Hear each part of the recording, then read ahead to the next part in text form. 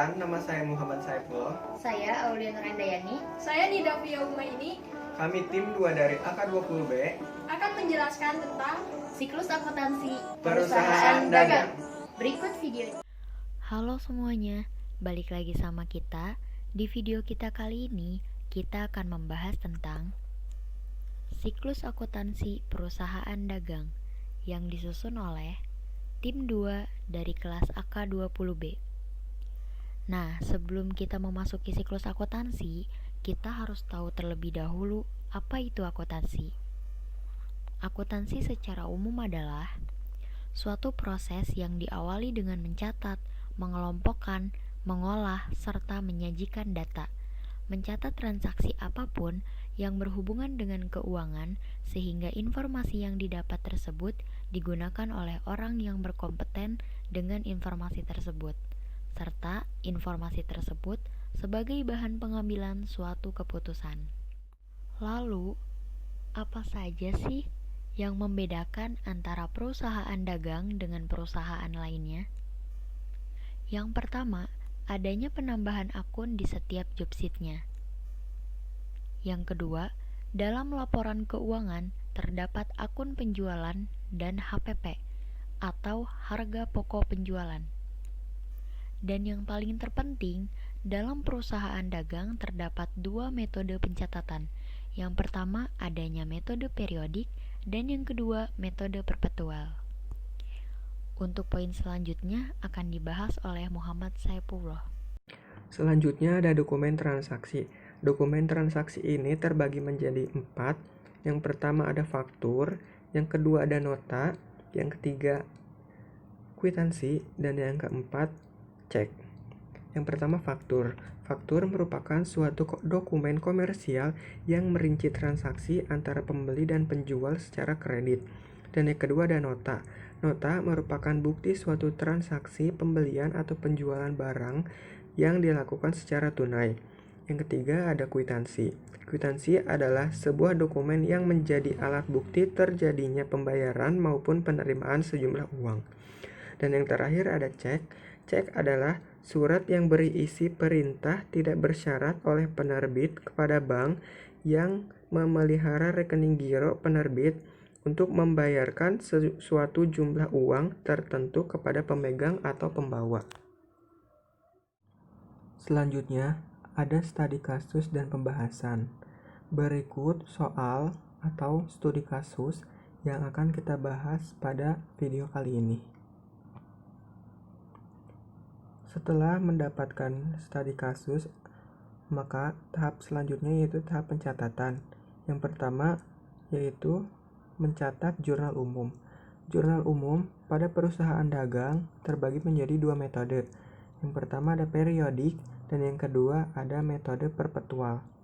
Perbedaan antara periodik dan perpetual yaitu pada metode periodik nilai persediaan barang dagang hanya akan diketahui pada akhir periode saat dilakukan pengecekan gudang dengan menghitung secara fisik jumlah persediaan yang ada. Dan pada metode perpetual, persediaan barang dagang langsung diketahui ketika terjadi transaksi pembelian dan penjualan barang dagang. Artinya, perusahaan mengetahui dengan pasti berapa nilai persediaan barang dagang yang masuk dan keluar dari gudang. Nah, selanjutnya ada buku besar. Buku besar dibagi menjadi 3 jenis, yaitu 1. Buku besar T. 2. Buku besar kontro berbentuk 2 kolom. Buku besar staple yang berbentuk 4 kolom. Akun apa saja sih yang dimasukkan ke dalam buku besar?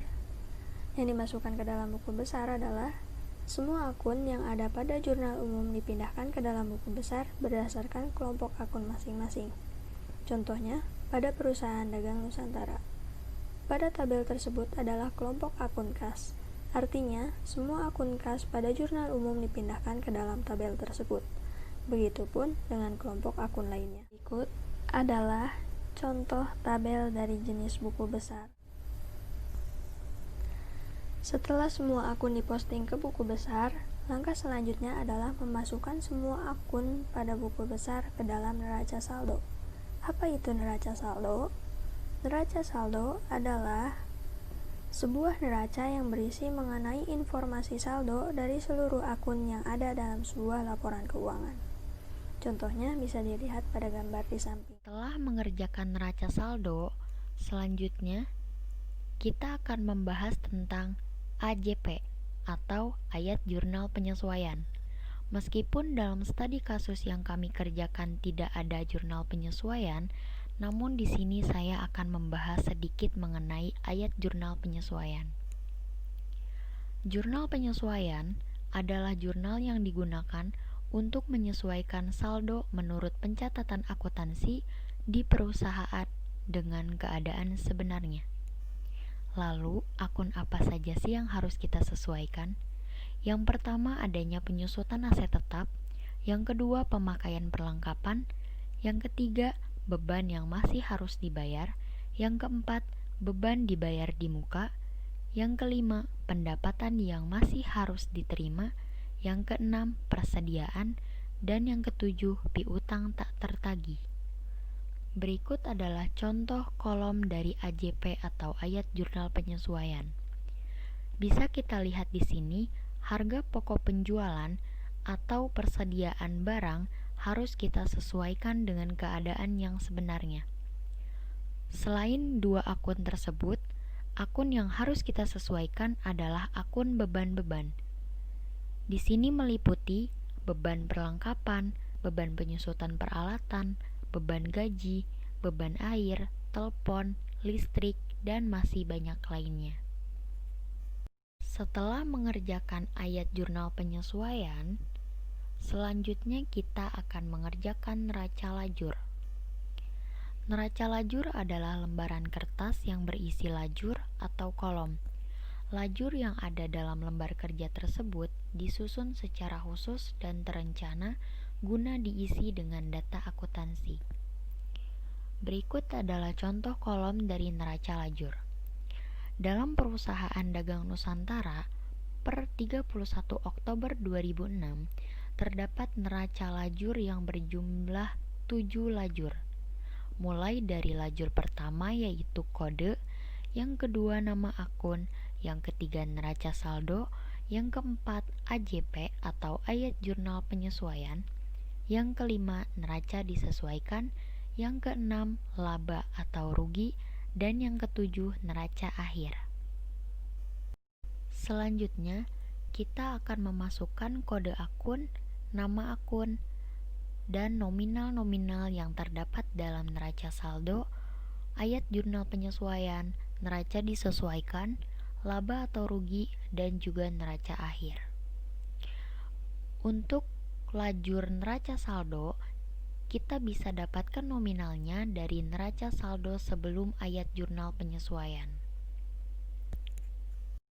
Setelah itu, untuk lajur AJP atau ayat jurnal penyesuaian, dikarenakan dalam studi kasus kami tidak ada AJP, maka dalam neraca lajurnya dikosongkan.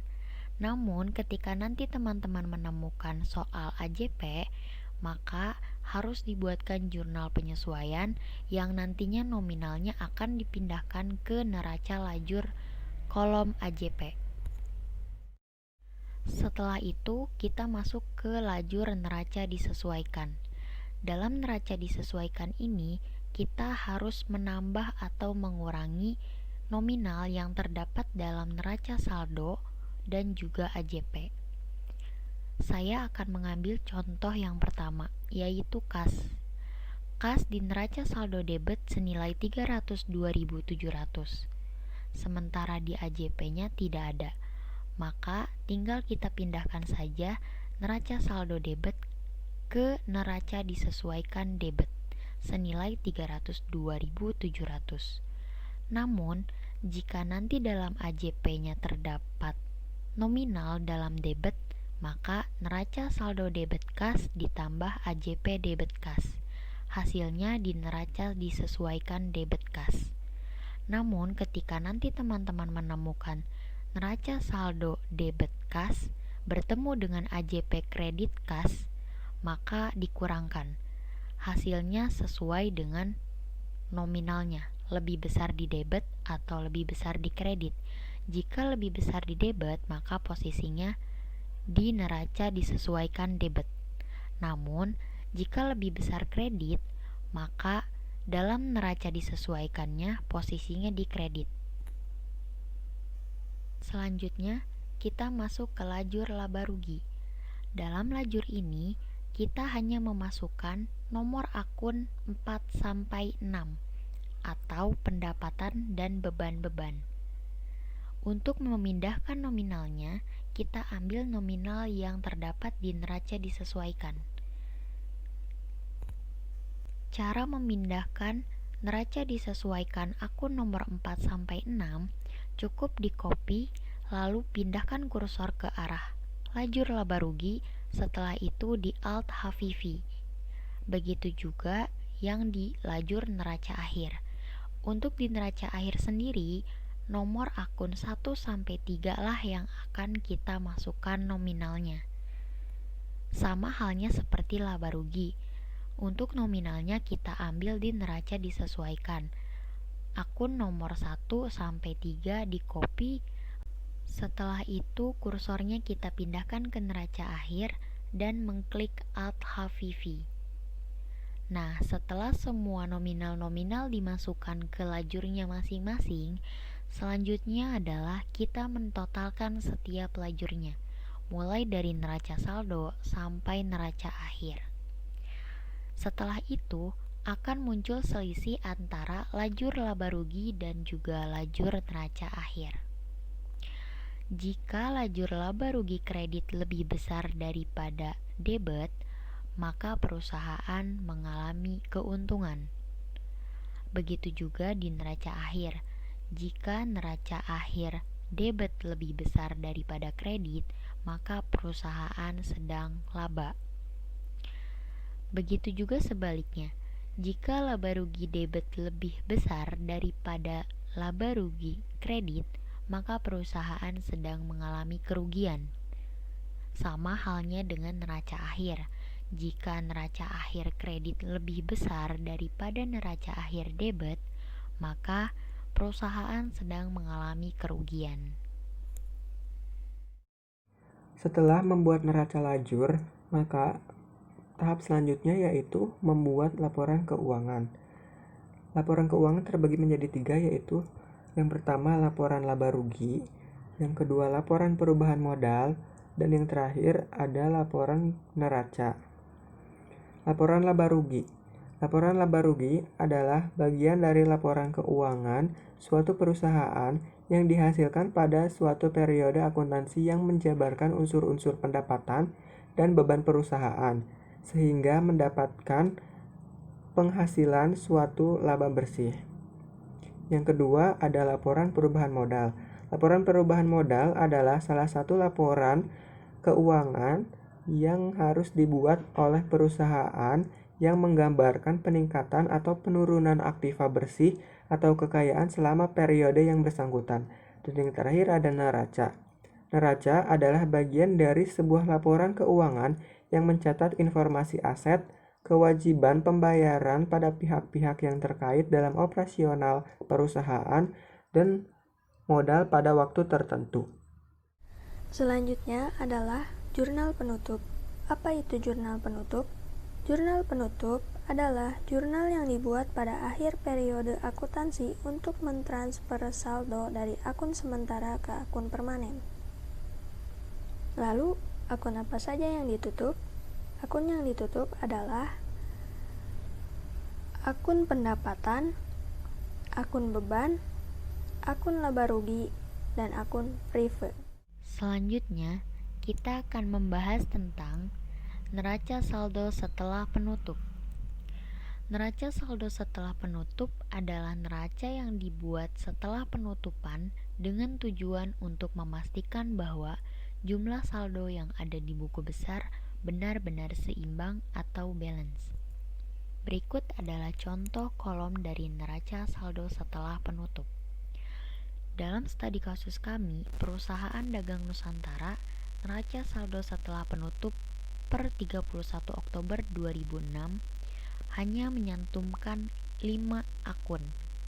akun 1 sampai akun 3. Dan tambahannya adalah akun laba bersih. Lajurnya terdapat 4 lajur, nomor akun, keterangan atau nama akun, debit dan juga kredit. Untuk akun-akun yang masuk ke dalam neraca saldo setelah penutup, diambil dari neraca akhir pada neraca lajur. Nomor akun yang masuk dalam neraca saldo setelah penutup adalah nomor akun 1 sampai 3. Setelah semua nominal dimasukkan ke dalam neraca saldo setelah penutup, lajur debit dan juga kredit, lalu kita totalkan antara debit dan juga kredit. Setelah melakukan neraca saldo setelah penutup, langkah selanjutnya adalah membuat jurnal pembalik. Dikarenakan dalam studi kasus kami tidak ada jurnal pembalik, maka saya akan menjelaskan di sini secara lebih ringkas. Jurnal pembalik dibuat pada awal periode akuntansi sebelum dimulai proses akuntansi yang baru. Jurnal pembalik merupakan jurnal yang membalikkan transaksi yang telah dilakukan di jurnal penyesuaian atau adjusting entries. Berikut adalah contoh kolom dari jurnal pembalik. Bisa kita lihat di sini dalam perusahaan Surya Sejati pada 1 Januari 2008. Dalam kolom keterangan terdapat pendapatan bunga dan juga piutang bunga, masing-masing senilai 80.000, baik di lajur debit maupun kredit. Sebelumnya, dalam jurnal penyesuaian, posisi kedua akun ini dibalik. Piutang bunga di debit senilai 80.000 dan pendapatan bunga di kredit senilai 80.000. Ketika kita memasuki jurnal pembalik, maka kedua akun tersebut dibalikan kembali, yakni menjadi pendapatan bunga di debit 80.000 dan piutang bunga 80.000 di kredit. Mungkin cukup sekian penjelasan materi siklus akuntansi perusahaan dagang dari tim 2. Sebelumnya kami juga mengucapkan banyak-banyak terima kasih kepada dosen pengampu pengantar akuntansi yakni Bapak Ihsan Nasihin yang sudah memberikan kami kesempatan untuk mengerjakan tugas ini. Dan tidak lupa terima kasih juga untuk semuanya. Semoga apa yang kami sampaikan dalam video ini bisa bermanfaat untuk kita semua. Terima kasih telah menonton video materi Mengenai siklus akuntansi perusahaan dagang. Mohon maaf bila ada kesalahan dan kekurangan. Wabillahi taufiq wal hidayah. Wassalamualaikum warahmatullahi wabarakatuh.